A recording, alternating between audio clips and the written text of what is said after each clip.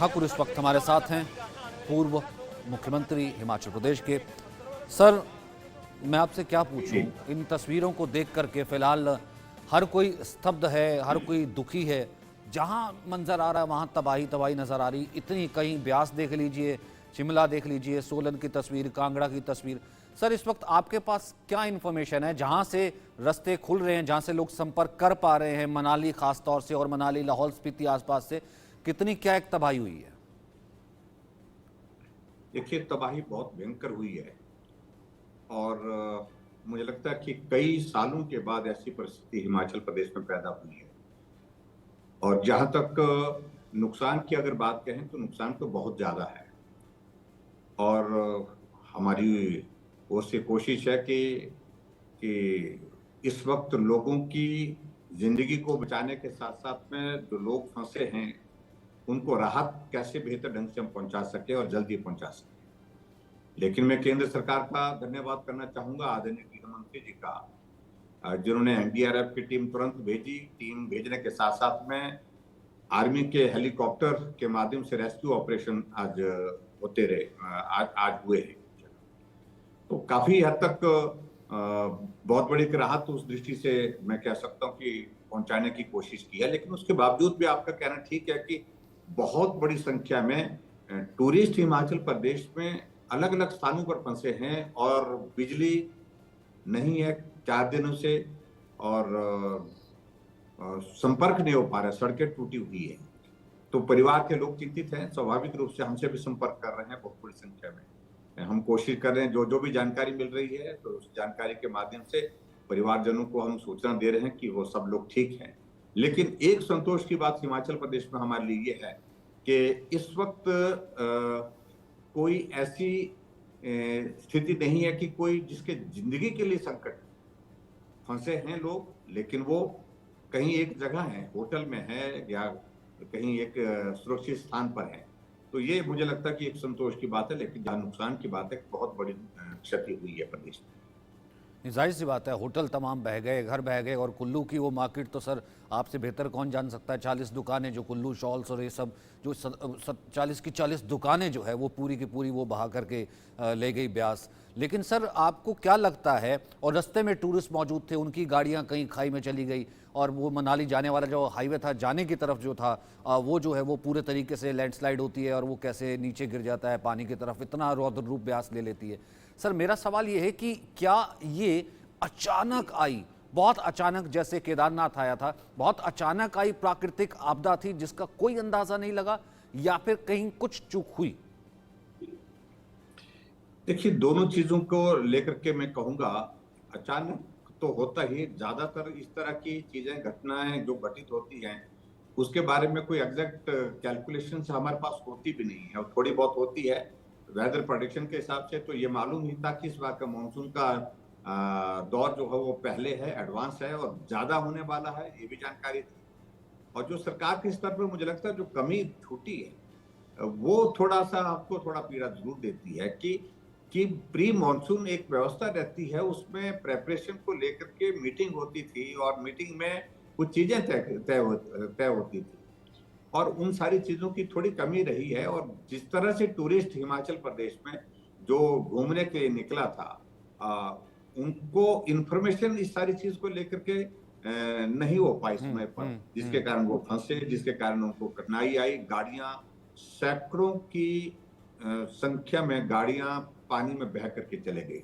वो बहुत बड़ा चिंता का विषय है। थोड़ा मुझे लगता है कि अगर प्रशासन या सरकार के स्तर पर कुछ चीजों को लेकर के एहतियात के तौर पर प्लान किया होता तो शायद मुझे लगता है कि कुछ चीजों को बेहतर किया जा सकता था। लेकिन फिर भी अभी जो नुकसान हुआ है वो बहुत ज्यादा है, क्योंकि बारिश बहुत ज्यादा हुई है। और हमने इस बात को सुनिश्चित किया कि हम ऑपोजिशन के होने के बावजूद भी इस वक्त मानवीय दृष्टिकोण ये है कि हम सब लोग सारी बातों को छोड़ करके आदमी की जिंदगी बचाने का काम करें, और उसके साथ साथ उनकी मदद ज्यादा से ज्यादा हम कैसे कर सकते हैं वो करने की कोशिश करें। और जयराम सर, एक चीज़ और आपसे जानना चाहता हूं कि अभी प्रिडिक्शन तो जो है रेड अलर्ट का वो आगे भी है मौसम विभाग की तरफ से, यानी कि वो तो 15 तक का है। तो क्या माना जाए, आपदा अभी टली नहीं है? बिल्कुल इस बात को मान करके चलना चाहिए, क्योंकि अब टेक्नोलॉजी इतनी ज्यादा पुष्ट समाचार देती है, बिल्कुल, जिसको हमको हल्के में लेना नहीं चाहिए।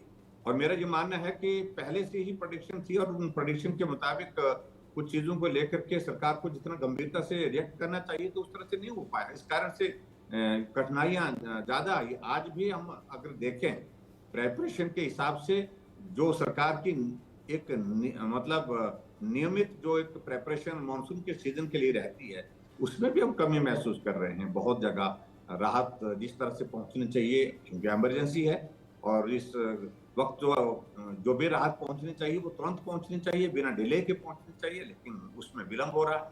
तो ये सारी चीजें चिंता की हैं। और दूसरा एक और चीज़ हमने देखी कि अभी जोशीमठ की तस्वीर आई थी सर, किस तरीके से पूरा का पूरा जो शहर है वो दरकने लगा, दरारें आने लगी, और कहाँ पुराने बनाए बसे हुए घर जो है उनको कैसे छोड़ना पड़ा, पशुओं को छोड़ना पड़ा, वो किस तरीके की मानवीय त्रासदी थी।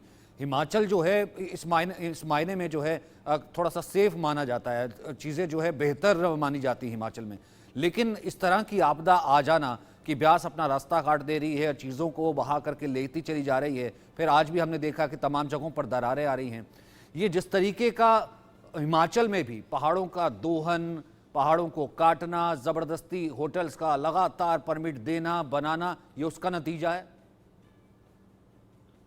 देखिए, ऐसा तो मैं मानता हूँ डेवलपमेंट का भी एक प्रोसेस है, लेकिन उसके बावजूद भी डेवलपमेंट का मतलब ये नहीं हम कि सारी चीजों का को तहस नहस करके आगे बढ़े, वो उचित नहीं है।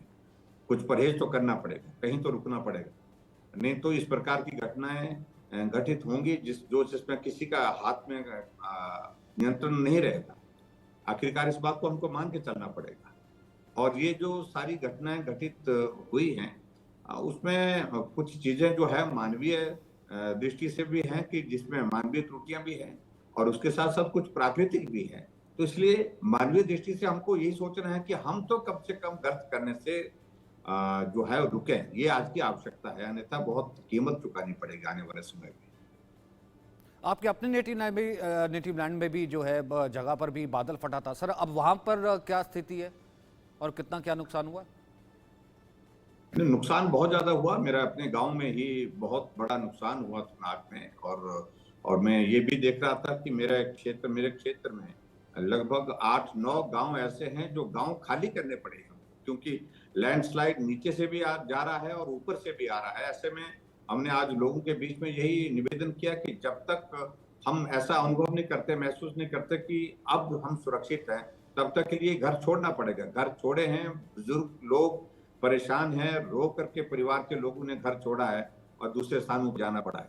तो ये चिंता का विषय है ही है, और ऐसे में नुकसान तो बहुत ज्यादा है। लेकिन अभी जो रेस्टोरेशन के लिए, जो सारी चीज के लिए काम करने की जिस गति से आवश्यकता है, उसमें बहुत धीमी गति है, बहुत धीमी गति है। और हम देख रहे हैं कि कीरतपुर मनाली का हमारा नेशनल हाईवे जो 4 लेन है, वो कई जगह से डैमेज हुआ है, और मुझे जो जानकारी मिली कि जो प्रीलिमिनरी एस्टिमेशन उसका ही लगभग मोर देन 500 करोड़ रुपीज से ज्यादा है रेस्टोरेशन का। अभी हाल ही में अभी उसके कुछ एक पोर्शन तो इनॉग्रेशन के लिए अभी तक पेंडिंग है, उसकी इनॉग्रेशन होनी है, लेकिन उससे पहले वो तबाह हो गया है। तो इस तरह का नुकसान अगर हम कहें तो बहुत बड़ा नुकसान हुआ है हिमाचल प्रदेश में।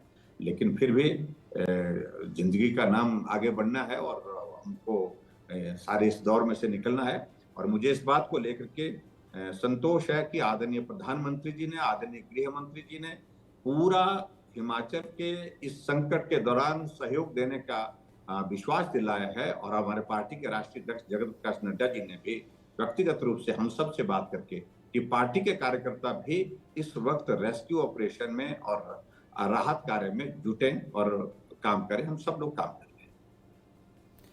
जयराम जी, बहुत बहुत शुक्रिया, आप हमारे साथ जुड़े। मुझे मालूम है कि जिस तरीके के आप व्यक्ति हैं, जिस तरीके के आप भी कार्य करते हैं, आप लगातार ज़मीन पर होंगे, अपने लोगों के टच में होंगे, और आप भी जो है रेस्क्यू ऑपरेशन में लगे होंगे। बहुत बहुत शुक्रिया आपका हमारे साथ बने रहने के लिए।